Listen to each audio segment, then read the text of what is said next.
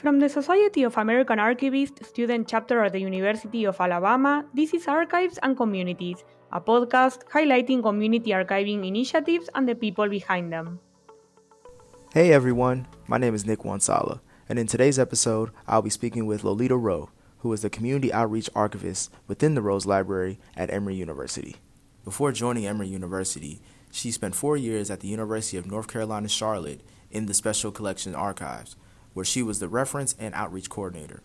She also handled the social media for Special Collections and was the chair of a community group that researches African American history and acquired the papers of Teresa Elder, who was the pioneer of African American nurses. Coming away from our conversation, I felt very inspired about where the field of archiving is going, and I'm sure you all will as well. So, without further ado, here's my conversation with Lolita Rowe. My name is Lolita Rowe. I'm the Community Outreach Archivist at Emory University Stuart A. Manuscript Archives and Rare Book Library, which is a long title. So we'll call it the Rose Library from now on. I have been in my position for almost 3 years now. I started in 2018, July 2nd. And before that, I was at UNC Charlotte and I worked in special collections and other various areas in the overall library. I am originally from South Carolina, but I have family. So I was a frequent visitor up until the age of 10 to Atlanta. And I've spent half of my life in South Carolina and half of my life in North Carolina. So when someone asks me where I'm from, I just say I'm a Carolina girl. Or lady now, because my birthday I was 39. So yeah, a Carolina lady. Um, Fun facts about me, besides that I'm a Carolina girl, is I am a huge nerd. I love Marvel and DC. I don't separate the two. I am a comic book fan. I am a sci-fi fantasy nerd or blurred, and I like to travel. I was supposed to be in Japan March 2020, and my plane trip got canceled in January, and I wondered why, and it was meant to be because I would have been in Japan in March. Wow. So yeah, fate. So I'm just an ordinary girl who loves history and sci-fi and all that jazz. When I asked Lolita about her journey within librarianship, I was surprised to hear her initial thoughts on the field and how they changed over time. First thing I always tell people is when someone asks me if I wanted to be a librarian, I said no. And then they asked me if I wanted to be an archivist, and I said no. And I have been a librarian and an archivist, and it's one of the best decisions I ever made. I always also tell people that librarians and archivists are recruited from within, right? Like most people have maybe been in a library, they haven't been in an archive. And my role is really great because as the community outreach archivist, I get to engage with people and be intentional about how we reach out to various groups and not just in Atlanta, whether it's like K through 12 or people from 0 to 99 plus. I get to reach out to people and say, have you ever been to an archive? Would you like to? I mean, because if you're not in the narrative of the story, then somebody else is writing your history for you. And so, as a community outreach archivist, I get to not only talk to people about the many things that we have, but I get to kind of like also shine a light on how they fit into maybe a history that they didn't think that they were a part of. Um, I always think about when people have the image of the Marlboro Man, they don't have the image of people who look like you and I, but the West was claimed by a lot of different people. And a lot of people wore cowboy boots and still do to this day. But if you look at certain things and certain features, it's like it's hidden history. And so I use my role as community outreach archivist to unveil that. And I think that's what I love about the Rose. When I originally started, I wanted to work in the medical field because I thought I wanted to help people. And my pathway, like most people I've interviewed on my podcast Behind the Archives, has been similar. It's not a straight path. Just because you're one thing one day doesn't mean you can't change it the next. I worked in a public library for 2 years after graduating with a biology degree from Winthrop University, and I worked in the circulation department. And then I went to UNC Charlotte, where I worked in serials, where I handled publications like People's, like checking them in, verifying if they hadn't come in, like claiming them, like discovering where they were. Went to electronic resources, where if you weren't on campus, you would be able to access this database offline or off campus. And so I worked that for 2 years. I also did and it was just like me, every time I like learned a different part of libraries which I hadn't learned before, I realized that I just didn't know like this was such a great career opportunity for me. So when I decided to go to library school, I knew I wanted to work in maybe digital libraries, but I still didn't see archives as an idea for me because I hadn't had anyone to open that door until just before I graduated. Meredith Evans, who's the director of the the Carter Museum, the Jimmy Carter Presidential Library, and Museum, she was like, "You should be in archives," and I was like, "I don't know anything about archives. All I knew was that it was cold." Because where I worked at UNC Charlotte, they had at one point before she'd gotten there, had coats for people to wear. And so I was like, it's cold. And then when I actually got to be in an archive and understand how much history was there, I've learned so much more in working in an archive than I've ever learned in a history book. And I continue to learn more every single day. I've learned about different cultures and different subcultures, and I shouldn't say subcultures, but like you think about, like, nobody is a monolith. No culture is a monolith. Everyone has their different, nobody can say, well, all people are this way. You get to learn about the individual. And I always tell people that archives have more than just the papers of people who are famous. They have the people who are living every day, which are so important, right? Because, we put people on pedestals, but what archives do is just kind of make everyone human, and they show you how day-to-day life was. And so that path led me to where I am right now 3 years ago. And in my current position as community outreach archivist, I work with K through 12 grades to show them primary sources. I work with community groups to see how we can figure out how do we introduce more archives. I have 2 podcasts. I've also done programming. It's a job that I didn't know existed, that didn't exist until a few years before I got here. And I'm the first person in it, but the position was first held by graduate students, and they really felt the need that this job should be a permanent library faculty position. And I'm so thankful that it was created. So I told another friend recently that maybe the job you want just hasn't been created yet. Lolita's passion for helping others seems to be a dominant core value she holds personally. However, I was curious to understand why becoming a community archivist brings her so much fulfillment professionally. Well, I think it's because it's the idea that community is sometimes as big or as small as you make it. And where I grew up in South Carolina was rural. I grew up on 8 acres of land that belonged to my family and still belongs to my family. And I could just go over to my grandmother's house, or I could go a few miles down the road and have, a sleepover at my great grandmother's house.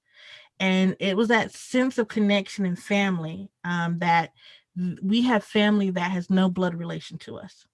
And I've always liked that feeling of being connected to other people.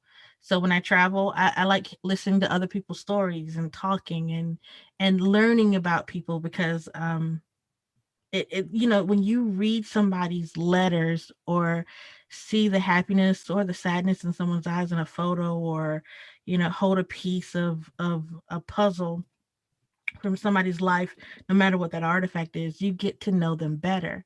And there are people who feel like sometimes that they don't connect with other people. And I always feel like archives could be a tool to use that. There was a young girl, probably she was a teenager, and she was reading letters from like the KKK, and she had never really been taught about it. Like, it's just this idea, but to kind of see that and to understand how hate could work was very interesting, and it drew her to the connection of maybe what people who were receiving those letters could felt.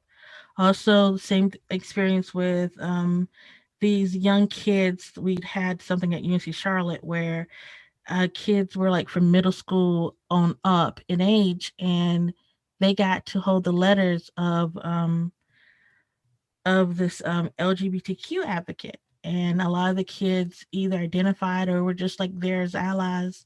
And that kind of recognition of what I'm experiencing isn't alone. Like, I'm not alone in the world. And so to have that experience where um, there's a connection either through racial history or sexuality or gender or just making it not otherness to be connected to someone, and seeing that really set me on this path to like being in a community and making sure that that community's voice is heard. Like, one of the things I had said when I started this job was, my role is not to say I am here, what do you need, but more be ask, hi, I'm here, how can I help? Like, like, let the community tell me what it needs, and if it doesn't know what to ask, then that means I need to do a better job of showing what we have and creating a dialogue about that. Innovation within librarianship is sometimes hard to find. However, as a creative, Lolita was not only able to create one, but two podcasts that speak to the community and for the community. When I first got here, one of the things I was asked is like what I wanted to do first, and I said a podcast. I had been thinking about a podcast for a few years before I got here. I thought podcasts were a good way to connect people. Like, it could be something mobile, and people could ingest it. Sorry, like, as they're on the go. And I'd heard a podcast, but I was just like, oh, I think I could do something. So when I got here and they asked me, and I said I want to do a podcast, they said okay, and I said all right. So let's figure out how does that look. So I had the idea, but not the tech. But I knew that it was a great idea when before I even left there was a podcast convention in Nashville, Tennessee, and I got to meet with like a few people who were actually making a living out of it. And I thought they would be the better people to show me how to make a podcast successful, because if this is their bread and butter, then they're going to show me how I can also engage with it and be intentional. And that was the whole thing. It's like being intentional with your audience is the best way, being consistent, being authentic, having good content, and people will come. And so when I started, I had one idea, and then it grew into two podcasts. The first one, and I know it doesn't seem like this, but I'm an introvert or an ambivert, depending, but I was nervous about speaking in a microphone. So the first podcast that we actually were able to record, and it just worked out better, was Nikki Giovanni for Rose Library Presents Community Conversations. And so Community Conversations, I had wanted to name it Community Conversations because I wanted to invoke that kind of idea of sitting on a front porch and having a conversation with someone. I think people learn more when it's a casual conversation as opposed to you like preaching or teaching at someone. And so I was nervous about going with the first one, which was Behind the Archive. And so I had asked our instruction archivist, Gabrielle Dudley, if she wouldn't mind, if she wasn't busy, like if she could interview Nikki Giovanni, who came for an event. She's like, yeah. And she had, like, Gabrielle has this amazing exhibition that she could curate it, that I was able with her help, like turn it into a traveling exhibit called that was about like female writers, and how again like Black female writers are not a monolith. This exhibit was like, she gathers me where it's like they're talking about how women writers like Nikki Giovanni and Audre Lorde and other people could either be connected to each other, and but they may not have always agreed, but they supported each other, like, and so it was like that idea. So I was like, this is perfect, and so she interviewed Nikki Giovanni. I produced it. I helped to record it, and so I'm sitting there in the uh, sound booth, like literally like a table, and Nikki Giovanni's there, her partner is there, and Gabrielle is there, and I'm like in the booth, like recording and making sure everything's okay, and trying not to snap my fingers at the amazing things that Miss Giovanni said. And I was like, oh my gosh, she likes the rats, not the rats and them, sorry, the country accent comes out sometimes, but Mrs. Frisbee. And I was like, I love that book as a kid, and recorded that in February 2020. A week later, recorded Behind the Archives. That went really well. And I was like, you know what?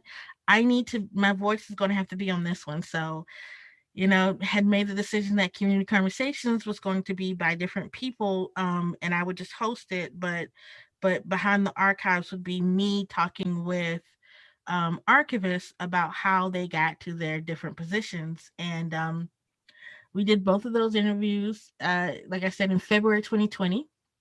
And then a global pandemic happened. And that helped us to rethink how we did things. It gave us opportunity to connect with an editor who was very like helpful in like certain like pauses or things that we have. As you can see, this is my closet. So since episode 2, I have been filming or doing the podcast in my home office, which I took into my guest closet. So it's been really great. It's nice to have. I did record one at my mom's house, but it's been a ride because that pandemic also allowed our colleague Randy Gu to do another podcast, and we became a series where his was called. So they're all under the Rose Library Presents umbrella, and Community Conversations is and sorry, Behind the Archive are the two that I produce and host, and then Atlanta Intersections is the one that Randy does, and his show is about everything involving Atlanta. So he's had some really great shows, and it was just like I had a plan and an idea, and then when the pandemic came, the plan got changed a little bit more and grew a little bit more.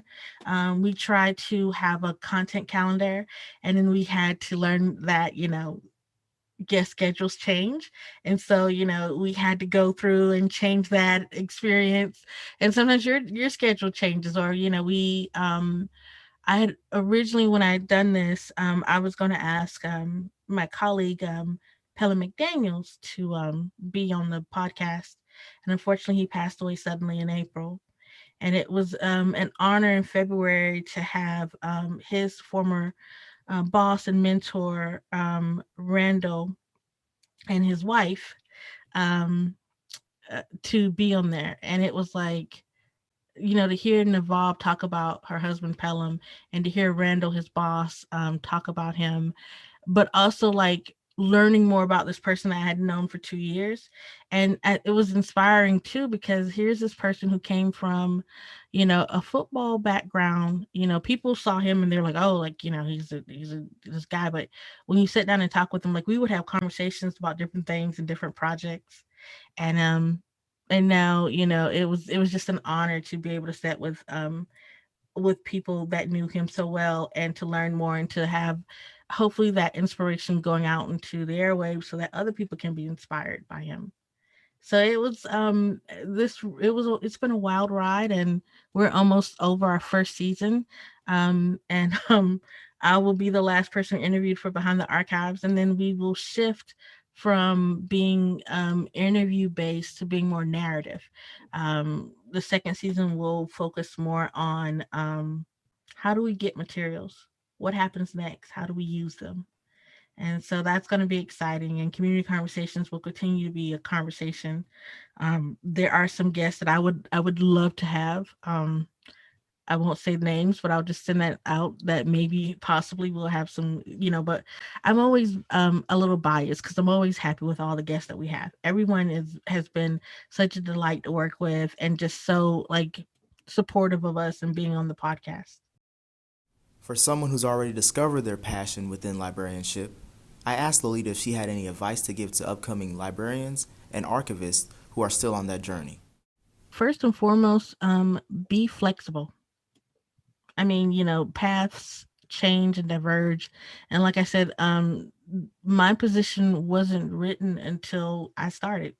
Like it wasn't officially there. So maybe the job you want hasn't been created yet, or maybe it's like you need to figure out what do you enjoy most. Like I always knew when I worked at the public library, I enjoyed the interaction with people, and I get to do that now. So what draws you to this profession? Like what makes you happy when you think about doing things that won't get you burned out, right? Like can you see yourself doing a certain task over and over again and not feeling overwhelmed by it, feeling like happy about it? Like, I think you should also be able to try to, I don't know what's the best word to say, but basically like it's okay to do one thing, but see if you can do more than one thing as well.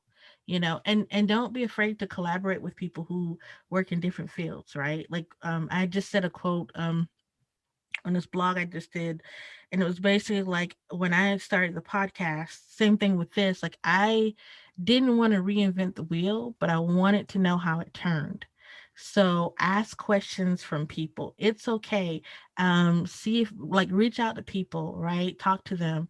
Now when I talk to people in K through 12, I tell them about this profession because a lot of them didn't know that this profession existed. When I was a kid, I wish I had known that I could do that. So just be flexible, figure out what you love, and if you wherever you're at, get as many opportunities as you can, right? Because the path doesn't have to be straight. If you're curious to follow and listen to some of the podcasts that Lolita has produced, here's where you can find them. All three are on the Rose Library, which is rose.library rose.library at emory.edu. And if that is wrong, I will send it in another thing, but it's on the Stuart A Rose homepage. It can also, and it's also wherever you listen to podcasts. We are on Google, Apple.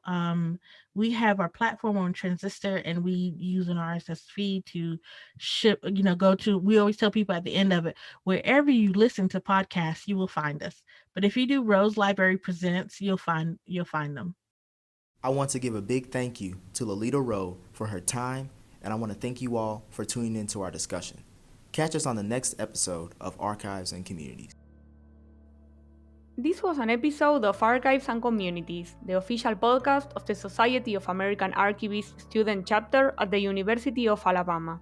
Opinions expressed in this podcast are not reflective of a particular institution. Thank you for listening and join us again next time.